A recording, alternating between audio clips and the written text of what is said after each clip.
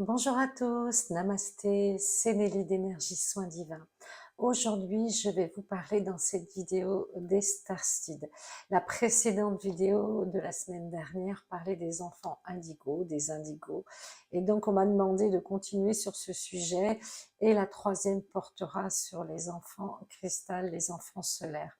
Voilà, donc les starseeds, eh bien, si on traduit littéralement, ça veut dire graines d'étoiles. Donc, ces starseeds, eh bien, ce sont des âmes qui sont venues s'incarner sur Terre. Ils viennent d'autres planètes, d'autres galaxies. Ils ont eu beaucoup d'expériences, justement, au niveau de la lumière, au niveau de la pleine conscience. Et ils sont venus volontairement, puisqu'ils font partie des vagues volontaires, pour venir aider la planète et venir aider les humains. Alors, les starseeds sont aussi des empathes, ce sont des gens très sensibles, qui ont vécu beaucoup d'expériences donc dans d'autres planètes, dans d'autres plans de conscience, et qui sont venus apporter leur lumière. Voilà. Eux, vraiment, ils éclairent le chemin. Les indigos sont venus nettoyer, défricher, comme des guerriers, libérer les anciens dogmes, etc. Et les starseeds, eux, sont venus après pour justement envoyer cette onde d'amour, de bienveillance, de douceur à la planète, à l'humanité. Donc les starseeds, ils ont aussi cette sensation de ne pas appartenir à ce monde. Ils n'ont pas la mémoire au début de leur vie de ces anciens plans de conscience. Et plus ils avancent dans leur vie, plus ils deviennent conscients, plus leur capacité s'éveille et plus ils ont vraiment cette force en eux qui les pousse à accomplir leur mission. Alors souvent, ils vont quitter un métier confortable, ils vont quitter un revenu aussi conséquent, parce que la mission va être plus forte que tout et qu'ils sont vraiment, ils n'ont plus le choix quelque part. Vous voyez, ils sont poussés par une force invisible, quelque part par une énergie puissante de leur réminiscence d'autres vies, d'autres consciences. Et donc, ils mettent en place cette mission. Donc, il ne faut pas se fier trop aux années, parce que tout le monde n'est pas d'accord sur les années de venue des indigos ou des starseeds, alors que les enfants cristal, on sait qu'ils viennent quand même de plus des années 2000. Mais les indigos et les starseeds sont complémentaires. Alors, en faisant bien sûr des recherches, parce que c'est ma compréhension, hein, tout le monde n'est pas d'accord sur le sujet, donc vous prenez ce qui vous parle, il n'y a aucun souci pour moi, hein. Moi, j'ai demandé vraiment au guide de me donner une information qui puisse être juste et qui puisse être compréhensible. Donc, les indigos, les starseeds détiennent des codes sacrés. Et les codes sacrés, eh bien, est diffusé justement par la lumière blanche, la grande fraternité blanche des Choans et des maîtres ascensionnés. Donc, nous sommes un peu les éveilleurs, nous sommes les artisans de lumière, nous sommes les guérisseurs, nous sommes les enseignants, les communicants, que l'on soit indigo, starseed ou bien les deux, parce que je vous en parlerai aussi. Eh bien, l'important, c'est la mission de transmettre ces codes sacrés. Et c'est pour ça qu'on parle beaucoup des rayons sacrés en ce moment, des grilles cristallines, car les indigos, les starseeds possèdent justement les clés de ces codes sacrés. Et c'est en train de se réveiller depuis quelques années. Et c'est pour ça qu'on voit de plus en plus de gens qui s'éveillent, qui sont dans la recherche de leur mission, de leur but sur Terre, et qui se sentent différents des autres. C'est pas une question d'être supérieur, c'est d'être différent, d'être à part. Et qu'est-ce qui est merveilleux, justement, dans cet éveil, c'est que tous vos différents je dirais, plans de conscience, vos différentes parts de vous se réveillent et vous avez de plus en plus la mémoire qui revient par rapport, comme vous visiez en Atlantide, en Lémurie, ou sur Sirius, sur Vénus, etc. Et tout vous paraît de plus en plus simple, de plus en plus limpide.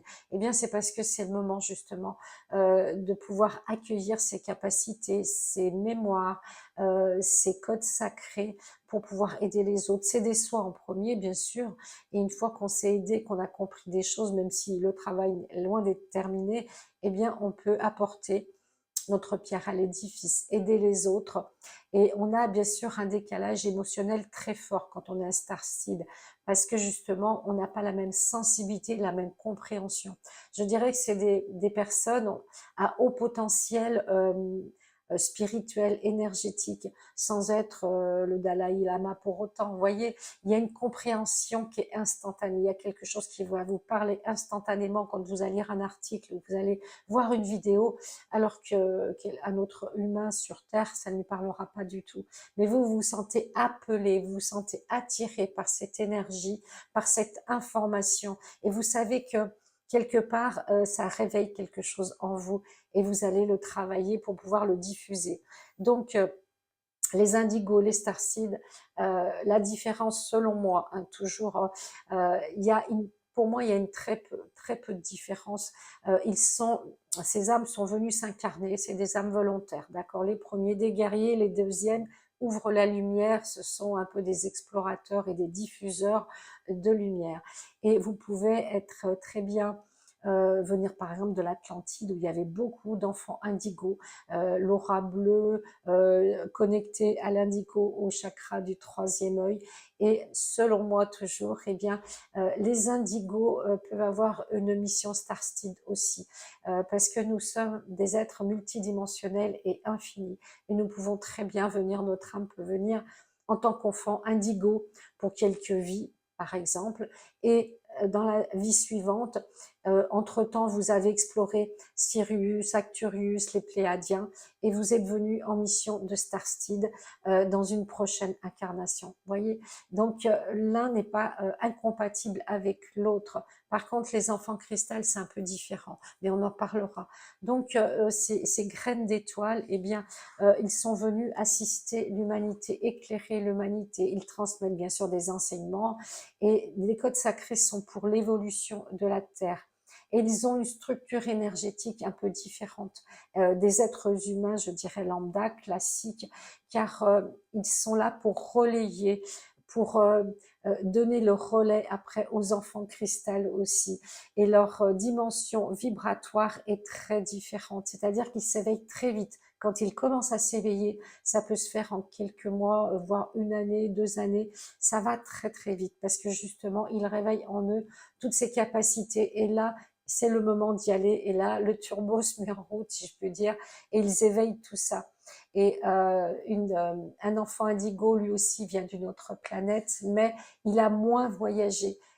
Il s'est plus peut-être basé sur l'Atlantide ou la Lémurie. Il a beaucoup moins voyagé, l'indigo, que le Starseed. Lui, il a un peu fait tous les systèmes planétaires et galactiques pour justement avoir tous ces enseignements, pour avoir tous ces codes sacrés. Mais l'un n'empêche pas l'autre, comme je vous l'ai expliqué.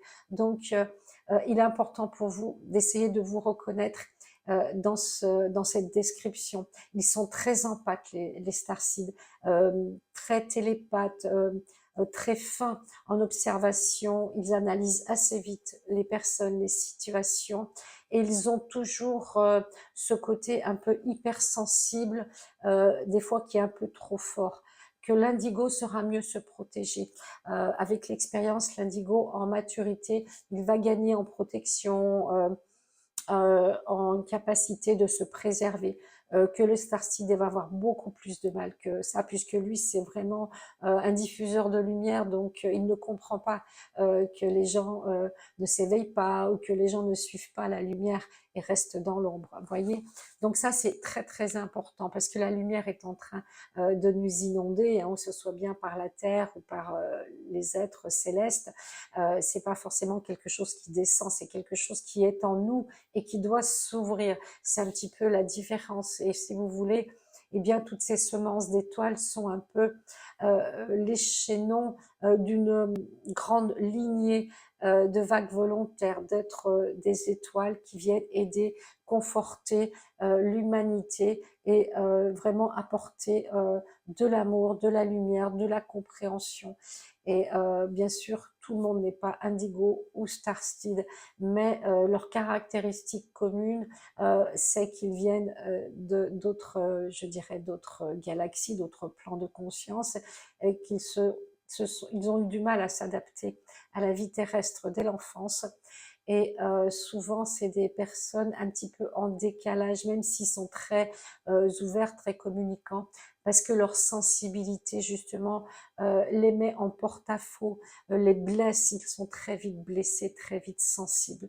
Donc voilà, j'espère que cette explication sur les starseeds, ces graines d'étoiles, vous a parlé, et surtout restez dans l'amour, dans la confiance, peu importe le nom que vous avez, si vous savez au fond de vous que vous ne venez pas de cette planète, que vous êtes un être un petit peu différent, que votre âme a une mission à part, euh, sans être supérieure, elle est différente, et vous avez surtout une énergie qui est particulière, et souvent on va venir vers vous parce que vous êtes solaire, et que les gens vont vous demander de les aider ou de les soigner, de les accompagner, parce que vous avez cette capacité qui ne demande qu'à être expansée.